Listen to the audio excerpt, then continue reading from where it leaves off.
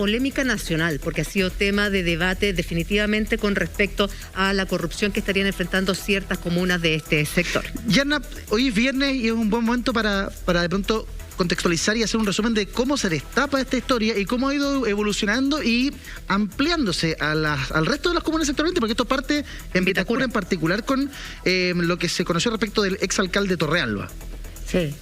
Bueno, partimos por La Calera, pasamos por San Ramón y subimos a la Cota 1000. Estos son como los aguileras cuicos. Los aguileras cuicos. De hecho, se ha hablado, el reportaje de la Universidad Católica, de un taller de periodismo de la Universidad Católica, que es el que planteó la irregularidad, no de Vitacura, estoy hablando de Las Condes y de Lo Barnechea, hablaba eso, de los escándalos de las comunas ABC1, porque los instrumentos que se están escogiendo allí para desarrollar acciones de corrupción son mucho más sofisticados y son la creación de estas corporaciones comunitarias funcionales, que es una figura jurídica de corporaciones, claro, son de derecho público porque son fundaciones o corporaciones sin fines de lucro, pero no tienen recursos propiamente del Estado, sino que son subvencionadas, y al traspasarles subvenciones, ellos entonces ven cómo manejan y administran esos dineros. ¿Cuál es el modus operandi? Como ellos manejan el dinero, ellos subcontratan los distintos servicios que requieren. Por ejemplo, la Corporación para el Deporte, en el caso de Vita Deporte, claro, en Vitacura, le pasan la subvención a Vita Deporte y esta corporación contrata distintos servicios para limpiar la piscina, poner el agua, profesores. Exacto. Esos tratos directos de una corporación que no es fiscalizada por la Contraloría General de la República y proveedores privados no tienen ninguna posibilidad de ser rendidos, auditados. Y es allí entonces donde se puede inflar el costo de un servicio, por ejemplo, y la diferencia ponerla en plata líquida en un sobre y pasársela a un funcionario municipal que, de acuerdo a la declaración que hay de una funcionaria que se autodenunció, le entregaba mensualmente 5 millones en un sobre a el exalcalde Torrealba. O sea, esos fondos son imposibles de poder fiscalizar. No, la Contraloría General de la República tiene facultades para fiscalizar distintos aspectos de la administración municipal, pero estas son corporaciones privadas, son fundaciones que, aunque son sin fines de lucro, son privadas. Pero por eso te digo, o sea, sabemos cuánta plata entra, pero no en qué se gasta. Tenemos que creer de buena fe lo que ellos dicen en qué se gasta nomás. Incluso podemos saber en qué se gasta, pero no si efectivamente se gastó el monto que se dijo, claro, o se le entregó a un proveedor una cantidad, el proveedor facturó por esa cantidad, pero la diferencia del servicio que no está incluido en ese monto abultado se devuelve y se triangula el dinero. Entonces, no es que ahora hay un tema súper importante, yo lo he hablado con varios alcaldes de sectores más no tan elevados, y hay un tema, y es que la Contraloría General de la República parece que no tenía mucha costumbre de fiscalizar este tipo de municipios, y eso permitió que estas figuras se pudieran ir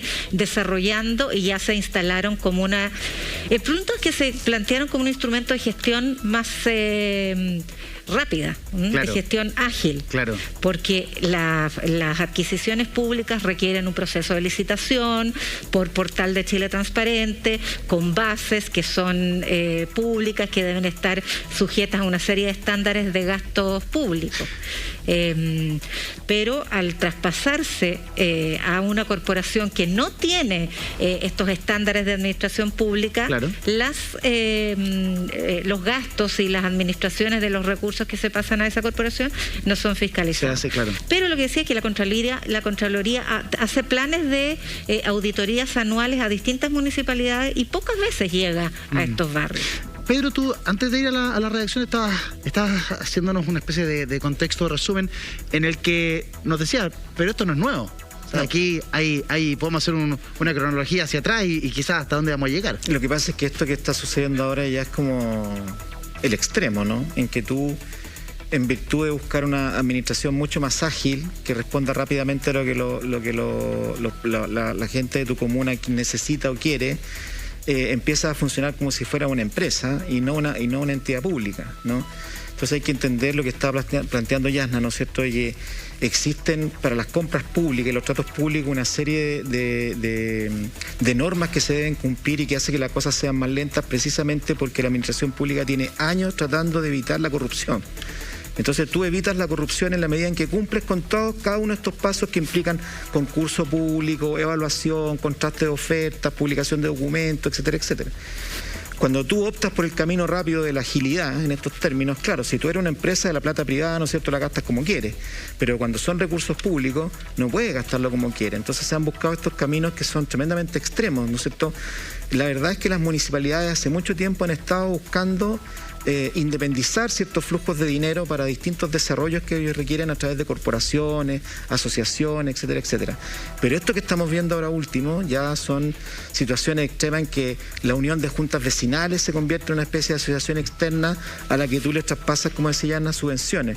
Cuando tú entregas una subvención, una vez que sale del Estado como transferencia monetaria, esa subvención pasa a ser del titular que la recibe, ¿no? Y él puede hacer con esa subvención lo que estime pertinente si que no está normado que la aplique solo en aquello al que se le pide, digamos. Entonces, pero la subvención tú la aplicas como tú quieres. Y eso implica, ¿no es cierto?, que aquí es imposible pedirle a la Contraloría que establezca cómo se gastó. Es imposible. O sea, la Contraloría puede hacer el seguimiento hasta el momento en que la municipalidad le traspasa el dinero a esta entidad externa, ¿no? Puede hacer el seguimiento muy, muy bien. Incluso, de hecho, la Contraloría le pidió, en el caso de Vitacura y Las Condes, hizo auditorías pidiendo, ¿no es cierto?, que se le informara cómo se habían gastado estas platas. Pero el resultado final para ellos es imposible saber si los documentos que están recibiendo están diciendo la verdad, por decir, son reales, reflejan lo que efectivamente ocurrió con el manejo de esos dineros. Es que eso ya claro, sería... porque te facturan por cifras que tú puedes convenir, que el agente corruptor conviene con el proveedor, cóbrame 10 millones por este servicio. En realidad vale 5. Claro. Y los otros 5 millones, ahí vemos cómo te los devuelven. Pero es lo mismo que entonces la factura dice 10 millones. Claro. Y se rinde una factura que dice 10 millones. Por lo tanto, la justificación del gasto está bien hecha, pero no está auditada y hay un manto de oscurantismo para ocultar. Y no hay licitación de por medio tampoco. Exactamente. No, pues no, es trato directo. Claro. Y es con un amigo. Y puede ser con un amigo, con un pariente, con un militante, con un ahijado político tuyo, o sea, puede ser con cualquiera. Y ahí... Entonces, y esto es lo mismo que veíamos, disculpa, sí. Lo mismo que veíamos en el tema del financiamiento ilegal de la política, en que yo, candidato, convengo con alguien, ¿no es cierto?, y le digo, te voy a dar una boleta por 10 millones por algo que realmente no se hizo, claro, ¿no? Acá podemos estar frente a una cosa similar en que se factura por 25 millones, por 10 millones, y no sabemos cuánto realmente costó ese servicio y si es que se hizo. Tampoco podemos llegar a establecerlo. Ahora, una vez que pasan de los municipios, Claudio, a estas entidades privadas y que se hace infiscalizable, es un tema.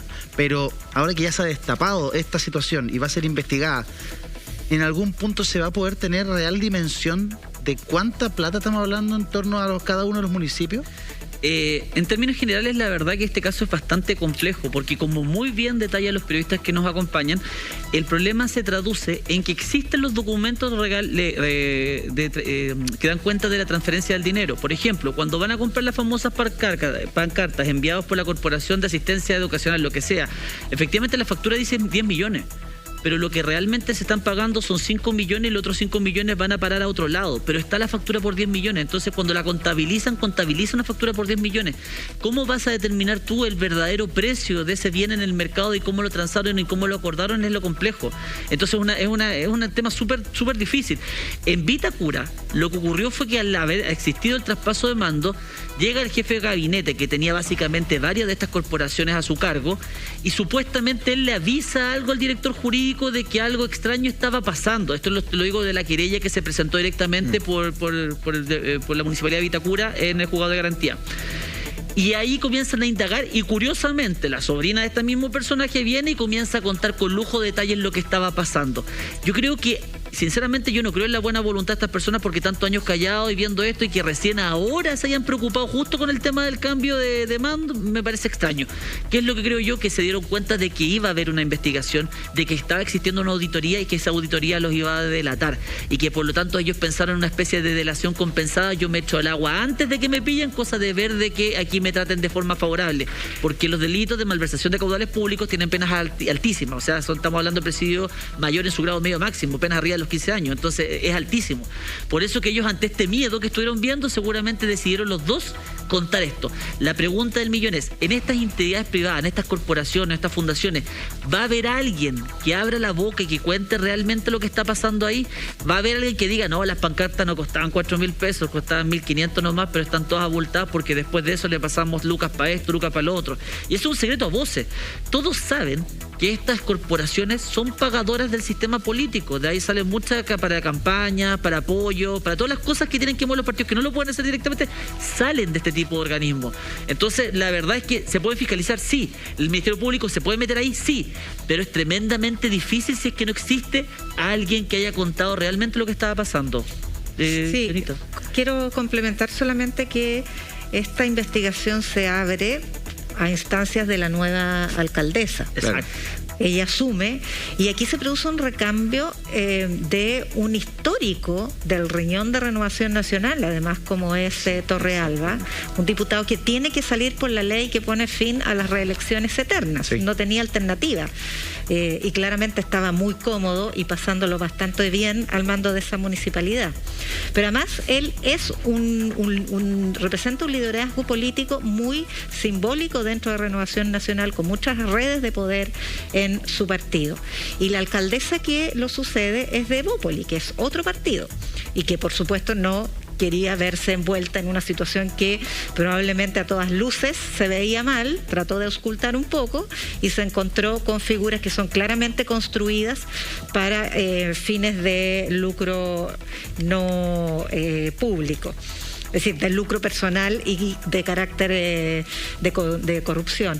Pero la figura es bien interesante porque el mecanismo de estos Vita Educación, Vita Deporte, Vita Cultura, es el mismo de estas corporaciones de seguridad que formaron en Las Condes y en Lo Barnechea. Entonces, aun cuando allí no hay investigaciones judiciales abiertas, el mecanismo es tan similar que no resulta difícil sospechar que lo que se está produciendo, o sea, que se haya producido algo muy parecido.